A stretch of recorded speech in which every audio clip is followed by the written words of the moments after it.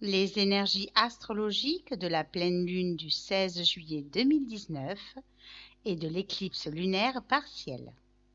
Bonjour à vous tous et à vous toutes. Comment allez-vous depuis la nouvelle lune du 2 juillet et de l'éclipse solaire totale? Comment vous sentez-vous? Je suppose que la plupart d'entre vous ne me contrediront pas en disant que les énergies ont été très fortes, très puissantes pour certains d'entre vous, nous déstabilisant, nous arrachant à nos certitudes, à nos convictions, à nos principes. Certains ont ressenti un mal-être profond, une envie que les choses bougent, changent, se transforment, sans aucun moyen pour l'instant de concrétiser leur envie. En effet, pour l'instant, les éventuelles possibilités que l'on peut entrevoir pour changer des pans de nos vies sont encore floues, incertains, pour la plupart bloqués ou limités. D'autres ne savent même pas sur quelle étagère danser ou aller. Ceux qui croyaient avoir trouvé leur raison d'être se voient tout à coup remettre leur vie en question, leur activité ou leurs relations. Les énergies de l'éclipse solaire totale nous ont bien fait comprendre qu'il fallait changer, transformer ce qui nous cause réflexion et matière à nous remettre en question. Changer tout ce qui n'est pas aligné avec notre être authentique, tout ce qui appartient encore à nos conditionnements passés, tout ce qui nous enchaîne à des croyances obsolètes, des convictions ou une foi erronée. Beaucoup ont ressenti qu'il y avait un gros nettoyage qui était en train de se faire dans l'ombre de leur conscience. Et comme le dit si bien la pub de SFR, et c'est pas fini. Ces énergies sont venues toucher au plus profond de notre être une insatisfaction ou une frustration de ce que l'on vit, rendant ces journées lourdes, difficiles et incompréhensibles. La plupart d'entre nous ont eu l'impression que leur cœur se serrait, se fermait, qu'il se rabougrissait, comme pour les inviter à se retourner à l'intérieur d'eux-mêmes.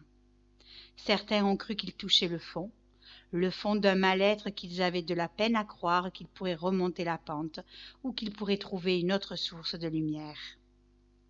Il est clair que les énergies n'ont pas touché tout le monde de la même façon, mais pour une bonne partie, ces énergies ont été puissantes et très déstabilisantes, nous invitant à lâcher prise et à nous laisser transporter par ces changements et ces transformations.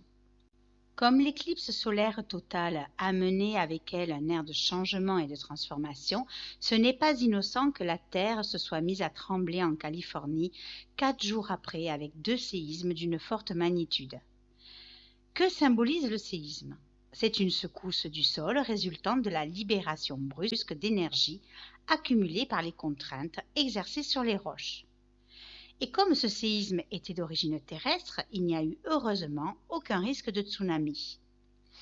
Il me semble que tout est dit dans cet énoncé. Libération d'énergie emprisonnée et accumulée par des contraintes, qui finalement ne demandent qu'à sortir et à exprimer réellement leur authenticité. Nous sommes comme ces failles qui tremblent et qui s'ouvrent, libérant des siècles et des siècles d'énergie passée, d'asservissement, de conditionnement, de contraintes, de peur ou de terreur, avec ce nœud sud conjoint à Saturne, nous demandant de regarder les choses bien en face. Et tout ce que l'on vit, les épreuves qui peuvent surgir actuellement dans nos vies, ne sont là que pour nous donner la chance de nous remettre en question, pour que l'on réagisse enfin. Ce tremblement de terre est en résonance avec nos incarnations terrestres et ce qui arrive à notre terre-mère se joue dans nos propres corps et nos propres intentions, nos propres convictions et nos propres croyances.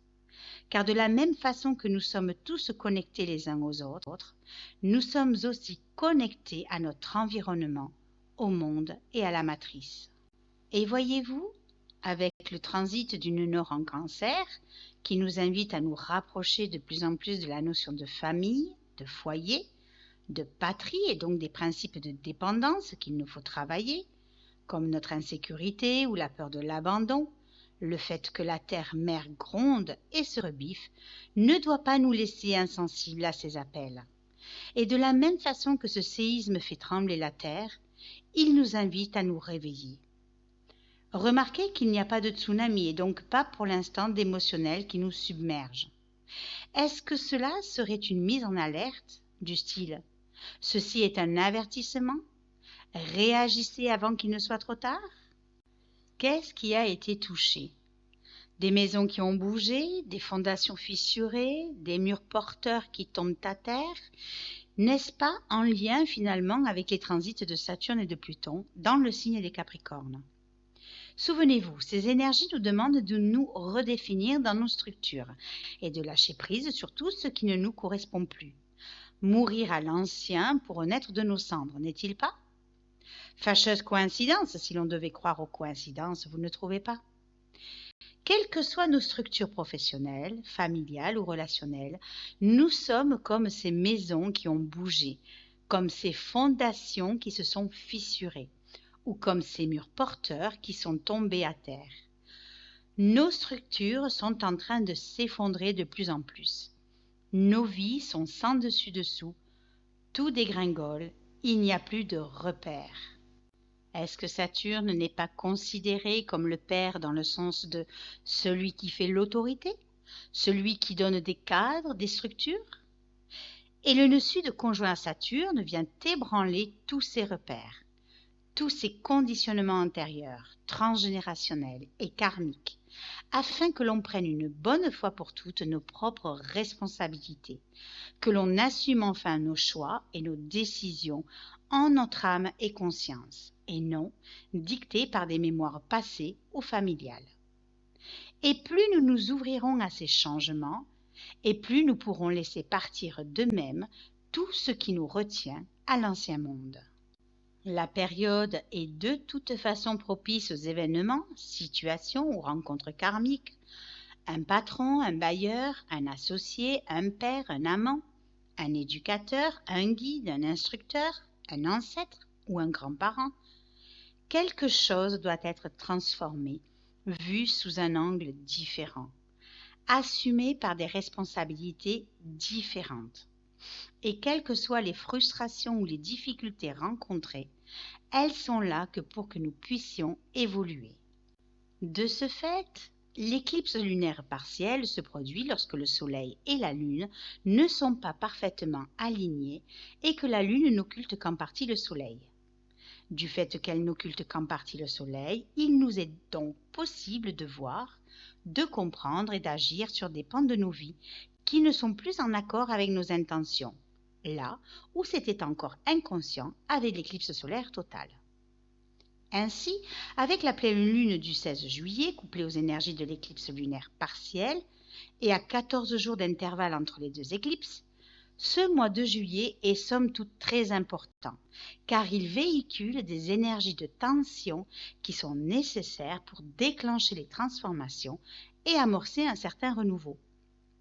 Les énergies de cette pleine lune sont donc la suite logique des énergies de la nouvelle lune du 2 juillet, mais avec une octave émotionnelle supérieure. En effet, pendant cette nouvelle lune, vous avez pu ouvrir un peu plus les yeux, comprendre un peu mieux ce que vous ne vouliez plus. Certains n'ont même pas eu d'autre choix que de voir des morceaux de vérité ou de réalité s'arracher de leur champ de vision. Et à présent, avec cette pleine lune qui se fait dans le signe du Capricorne, conjoint à Pluton, il se pourrait que bon nombre d'entre nous vivent ou ressentent des émotions très fortes, très intenses, voire très profondes, et que cela vienne réveiller quelques mémoires anciennes et antérieures, peut-être même des peurs, des angoisses qui sont en reliance avec ce que nous vivons aujourd'hui. Et comme nous sommes en quelque sorte tournés vers notre intériorité, à nous remettre en question et en cause avec pas moins de 5 planètes rétrogrades, comme Mercure, Jupiter, Saturne, Neptune et Pluton, il y a de quoi s'interroger sur soi et sur son devenir. Mais qu'allons-nous faire? Qu'allons-nous devenir? Il se peut que nous soyons obligés de faire des sacrifices dans nos vies, que nous devions choisir quelque chose au détriment d'autre chose, que nous n'ayons pas beaucoup de marge de manœuvre dans nos choix. Il se peut que nous oscillions entre des décisions qui ne nous plaisent pas, mais avec lesquels une ouverture est possible, et d'autres choix qui nous paraissent au premier abord plus simples, mais qui sur le long terme nous emprisonnent dans des problèmes difficilement gérables, qui auraient tendance à plus nous enfoncer qu'à nous élever. Très intuitif, réceptif, mais aussi très sensible, puisque ce sont quand même les énergies qui sont à l'œuvre en ce moment. Ces énergies nous ouvrent avec une harmonie lune Neptune rétrograde à plus de spiritualité, plus de sens, comme si le fait d'ouvrir une brèche dans un passé non encore totalement guéri et élucidé nous ouvrait à plus de potentialité. Car si nous ne l'avons pas assez dit, la solution se trouve dans notre ouverture à plus de spiritualité dans nos vies, dans notre reconnexion entre notre personnalité, notre âme et notre corps, afin d'incarner la Trinité à l'intérieur de nous et devenir ce canal par lequel la vie veut s'exprimer. Pour l'heure, le seul bémol, c'est que dans ce flot émotionnel, il se peut que nous ne puissions pas exprimer nos émotions ou nos ressentis à notre guise, car avec la conjonction Lune-Saturne, c'est comme si elles étaient enfermées à l'intérieur de nous et qu'elles ne trouvaient pas d'exutoire extérieur, du fait d'insatisfaction et de frustration personnelle, familiale ou relationnelle, qui nous semblent difficiles à identifier et à comprendre. Il n'y a pas de doute, ça remue fort à l'intérieur, comme si nous étions tiraillés entre plusieurs forces. Du coup, nous ressentons ces tiraillements entre nos ressentis, notre émotionnel et notre affectif, ce qui induit à n'en pas douter des réactions en dents de scie, avec un plan émotionnel difficile à contrôler, engendrant quelques tensions au sein du foyer ou au niveau professionnel, surtout avec une dissonance Lune-Vénus. Notre façon de communiquer peut tout aussi bien être chaleureuse, facilitée que froide, voire vive, agressive ou intériorisée selon ce que l'on vit, mais surtout selon ce que l'on comprend avec une dissonance Lune-Mercure conjoint à Mars et dans un contexte plutôt à connotation karmique où les jugements et les mauvaises interprétations sont de mise avec une dissonance Mercure-Jupiter.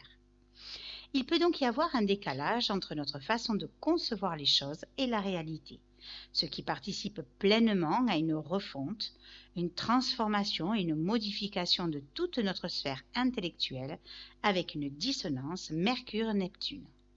Il se peut que nous nous sentions stressés, énervés, impatients, que nos paroles blessent ou que nous cherchions un certain rapport de force et que tout nous pousse à réagir plutôt qu'à agir, en nous confrontant à ce qui nous empêcherait d'être l'expression de qui nous sommes avec une dissonance Mercure-Uranus et Mercure-Pluton.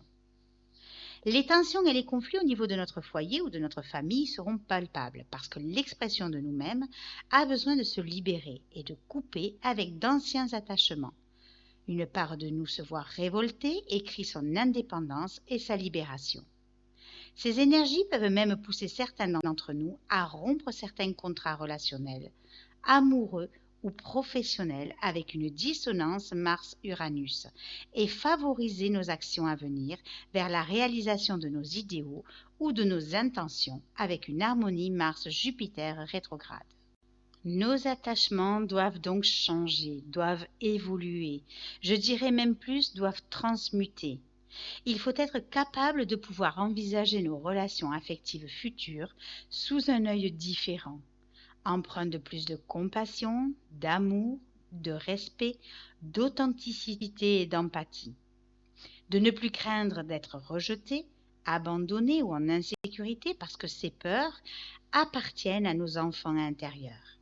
Ces enfants qui ont été blessés au plus profond d'eux-mêmes et qui font les adultes que nous sommes aujourd'hui. En apprenant à guérir ces parts de nous, il nous est possible de faire de nouvelles rencontres qui pourraient être déterminantes et plus en adéquation avec celle ou celui que nous sommes devenus.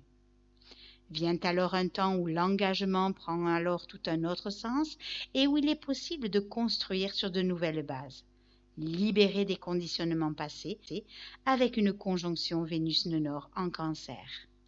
Je vous souhaite à tous et à toutes une très bonne pleine lune et une superbe éclipse lunaire partielle. Si vous en avez l'occasion, lâchez le superflu, ne vous embarrassez pas de ce qui gêne ou bloque votre évolution Ayez confiance que tout est juste et que si une expérience difficile se présente à vous, c'est seulement pour que vous appreniez à vous respecter et à écouter votre authenticité, libérée d'anciens asservissements ou conditionnements. Je souhaite de très bonnes vacances aussi à ceux qui partent pour la deuxième quinzaine de juillet. Profitez bien et rayonnez l'être que vous êtes partout où vous êtes. Et puis, si vous avez des questions sur ce que vous vivez, n'hésitez pas à aller sur Astrologie 65 pour une étude personnalisée ou à me contacter par mail à ressourcea@gmail.com. N'oubliez pas non plus d'aller faire un tour sur le site de ressourcea.net. Peut-être y trouverez-vous la formation, le programme ou l'e-book de votre choix. Je vous invite également à liker ma vidéo si vous avez aimé ainsi qu'à la partager autour de vous. Vous pouvez aussi vous abonner à la chaîne YouTube pour être prévenu dès qu'une vidéo sera en ligne. N'hésitez pas non plus à vous abonner à la page Facebook Ressourcea Astrologie 65 car je mets régulièrement des petits articles énergétiques et astrologiques sur ce que nous vivons et sur les transits planétaires. Vous trouverez de toute façon tous les liens en dessous de la vidéo. Merci pour votre intérêt pour mes capsules astrologiques et à bientôt!